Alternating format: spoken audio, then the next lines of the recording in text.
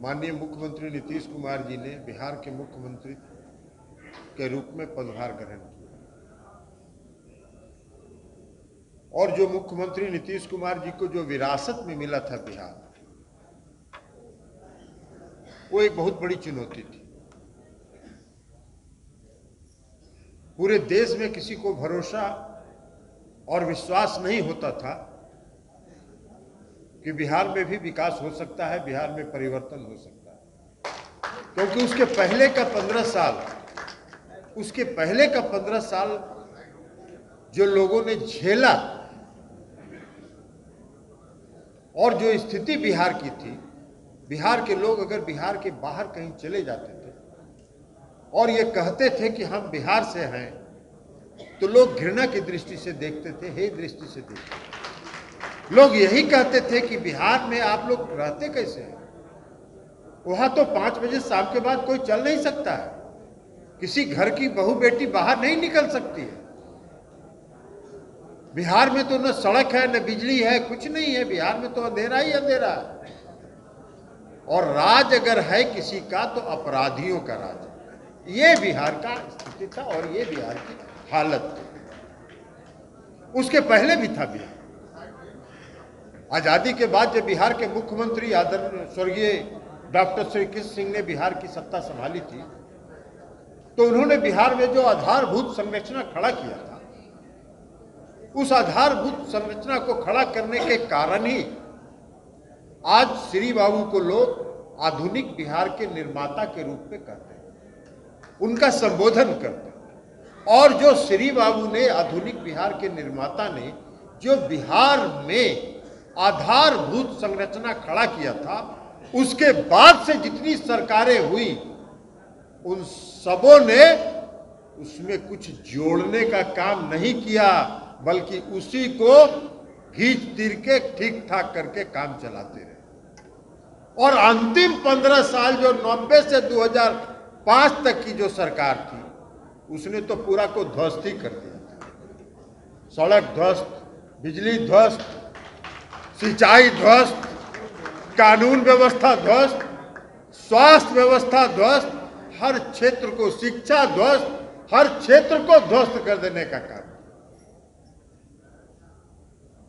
तो इसलिए नीतीश कुमार जी जब बिहार के मुख्यमंत्री 2005 में बने तो उनके लिए बहुत बड़ी चुनौती थी। आज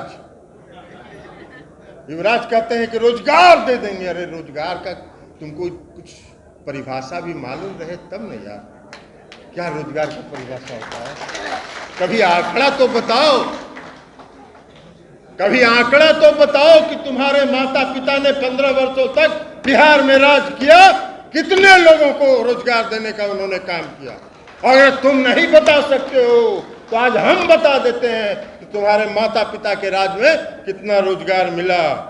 90 से लेकर 2005 तक, 90 से लेकर 2005, यह हम आंकड़ा आपको सिर्फ बीपीएससी का बता रहे हैं, बिहार लोक सेवा आयोग का आंकड़ा बता रहे हैं। 90 से लेकर कुल 2005 तक 15 वर्षों में मात्र 19,538 लोगों की नियुक्ति हुई।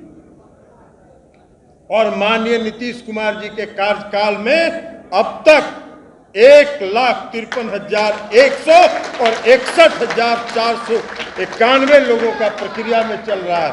मतलब 2 लाख 2.5 लाख से ज्यादा लोगों को बीपीएससी के माध्यम से नौकरी मिली। क्या बताओगे? मुझको स्मरण है, याद है कि जब 2005 में मुख्यमंत्री नीतीश कुमार जी बने थे, उस समय बिहार लोक सेवा आयोग का परीक्षा नहीं हुआ था। 4 साल से परीक्षा ही नहीं हुआ था। मुख्यमंत्री नीतीश कुमार जी ने कहा कि भाई 4 साल का जो वैकेंसी है, एक साथ जोड़ दीजिए और एक साथ परीक्षा सबके लिए अलग से आयोजित करिए, और एक साथ नियुक्ति हुई थी। तुम क्या बात करोगे रोजगार का यार? शिक्षक बहाली इसके अलावा है। उनके समय में मात्र 33,499 लोगों का हुआ था, और आज है शिक्षकों की नियुक्ति का 3,49,90,772। ये है शिक्षकों की नियुक्ति। तो लाखों की संख्या में शिक्षकों की नियुक्ति। इसके अलावा यह तो सिर्फ हमने बताया इसका, इसके अलावा कई विभागों में कॉन्ट्रैक्ट पर, संविदा पर बहाली हुई है लाखों की संख्या में।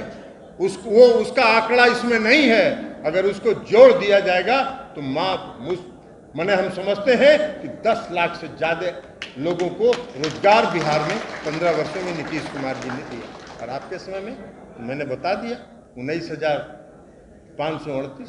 और आप बात कर रहे हो नियोजन की। क्या मालूम है यार नियोजन का क्या होता है? नियोजन क्या होता है? कह रहे हैं कि हम एक कैबिनेट में एक फैसला से नियोजन कर देंगे। यार कैबिनेट को अधिकार है नियोजन करने का। नियोजन की एक प्रक्रिया है, उस प्रक्रिया के तहत नियोजन है। वो समझ रहे हैं जैसे उनके पिताजी सब कानून को ताक पर रखे कहते थे कि जो बोले लालू वही कानून, वही मुखर कानून चलता था उनके समय में, वही समझ रहे हैं ये भी। इसलिए उसी के कारण आज भुगत रहे हैं, जिसका चर्चा ही कर रहे थे नीरज जी। पशुपालन में अब पशुपालन का आ गया। बिहार में पशुपालन को नीतीश कुमार जी के राज में 2018 में बेस्ट अवार्ड मिला। पशुपालन में देश में सबसे ज्यादा अवार्ड मिला। और आप पशु का जब आपको मिला चारा, तो उस चारा को भी खा जाने का काम किया। यही परिवर्तन हुआ, यही परिवर्तन है। और अल्पसंख्यक समुदाय के लोगों के लिए IRCTC घोटाला, जमीन लिखवा लो, रेलवे का होटल बेच दो, सब धंधा। कोई ऐसा धंधा नहीं है, कोई ऐसा धंधा नहीं है जो उन लोगों ने नहीं छोड़ा। चारा खाने से लेके होटल की संपत्ति बेचने तक, नौकरी के बदले जमीन लिखवाने तक, ये सब नीरज जी बता चुके हैं, दोहराने की कोई जरूरत नहीं है। तो इसलिए आप साथियों, आप सबको आज 15 साल बेमिसाल इस अवसर पर आप सबों को, बिहार के समस्त कार्यकर्ताओं को, जनता दल यूनाइटेड के कार्यकर्ताओं को शुभकामना है। और नीतीश कुमार जी को संदेश है कि आप आगे बढ़िए। बिहार के सेवक के रूप में जो आपने आज तक काम किया है, उसको बिहार को विकसित प्रदेश बनाने तक आगे बढ़ते रहिए। बिहार जनता दल के एक कार्यकर्ता आपके पीछे खड़ा है, आपके साथ खड़ा है। यही उनसे विनम्र उन तक संदेश पहुंचाते हुए मैं अपनी बात